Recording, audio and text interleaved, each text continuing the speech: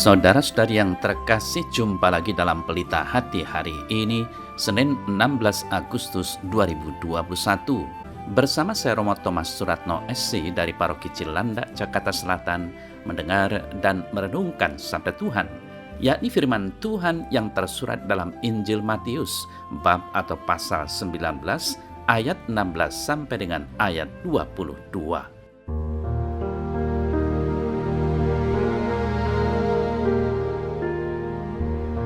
Ada seorang datang kepada Yesus dan berkata, "Guru, perbuatan baik apakah yang harus kuperbuat untuk memperoleh hidup yang kekal?"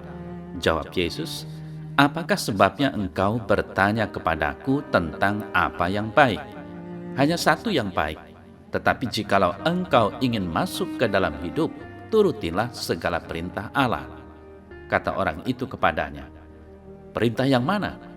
Kata Yesus, "Jangan membunuh, jangan berzina, jangan mencuri, jangan mengucapkan saksi dusta, hormatilah ayahmu dan ibumu, dan kasihlah sesamamu manusia seperti dirimu sendiri."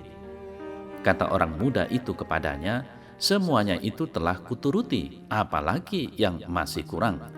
Kata Yesus kepadanya, "Jikalau engkau hendak sempurna, pergilah, jualah segala milikmu dan berikanlah itu kepada orang-orang miskin, maka engkau akan beroleh harta di sorga. Kemudian datanglah kemari dan ikutlah aku." Ketika orang muda itu mendengar perkataan itu, pergilah ia dengan sedih, sebab banyak hartanya.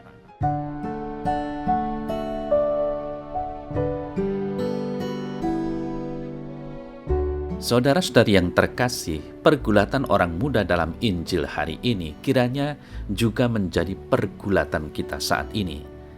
Sebagai orang beriman, kita paling tidak pernah bertanya, apa yang harus saya lakukan agar mendapat keselamatan nantinya? Demikian juga kegelisahan akhir orang muda dalam kisah ini juga menjadi pergulatan umat beriman saat ini.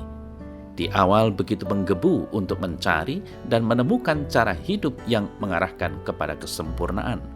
Tetapi ketika mendengar tantangan Yesus, pemuda itu pergi dan murung, karena ada begitu banyak kekayaan yang melekat padanya. Demikian juga kita, di awal kita begitu bersemangat untuk menjadi orang Kristiani. Di tengah jalan mulai meredup karena berbagai tantangan, terlebih tantangan tentang gaya hidup Kristiani yang seringkali tidak masuk di akal orang pada umumnya. Saudara-saudari yang terkasih, dari warta Injil hari ini kita belajar pertama bahwa hanya ketika masih hiduplah kita mampu berbuat kebajikan. Hanya dalam hiduplah kita mampu berbakti kepada Allah dan sesama. Artinya, kita tidak perlu menunda nanti-nanti ketika akan berbuat yang baik.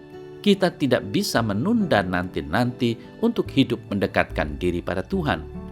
Tidak jarang kita berpikiran, nanti saja menjelang kematian baru bertobat. Terlambat jika demikian, karena kita persis sama sekali tidak tahu kapan waktunya datang.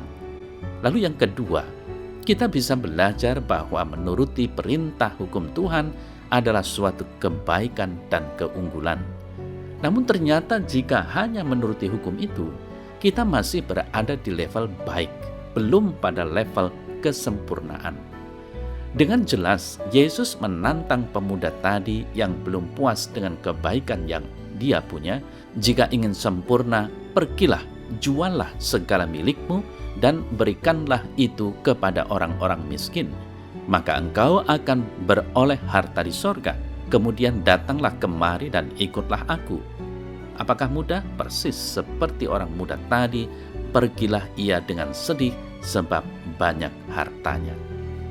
Saudara saya terkasih, kesempurnaan bukan soal memiliki ini dan itu, sukses dalam hidup dengan segala prestasi yang didapat, mampu menjadi orang yang terkenal. Tetapi justru Yesus memberikan pengertian baru bahwa kesempurnaan itu adalah sebuah kenosis, pengosongan diri seperti yang Yesus lakukan. Memang tidak mudah dan perlu pengorbanan. Semakin beriman, sudah semestinya dibarengi dengan kerendahan hati kenosis.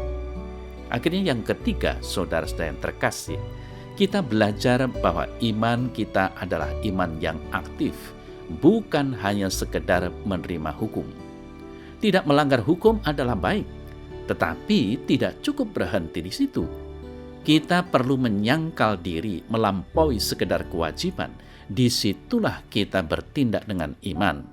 Dengan iman, kita memakai apa yang kita miliki untuk membantu sesama. Kita mengikuti Kristus dengan jalan terlibat aktif dalam hidup bersama orang lain. Menjadi murid Kristus tidak bisa tidak harus terlibat dalam kehidupan bersama. Saudara-saudari yang terkasih, tidak membunuh adalah perintah hukum, tetapi semakin memberikan kehidupan kepada orang lain adalah bentuk iman yang aktif. Tidak mencuri itu adalah kebaikan, namun memberi bantuan kepada yang miskin adalah bentuk aktif dari iman. Semoga hanya kepadanya lah seluruh perhatian dan kelekatan kita tertuju. Apa yang kita dapat darinya, mari kita gunakan sebagai usaha kebajikan dalam hidup ini.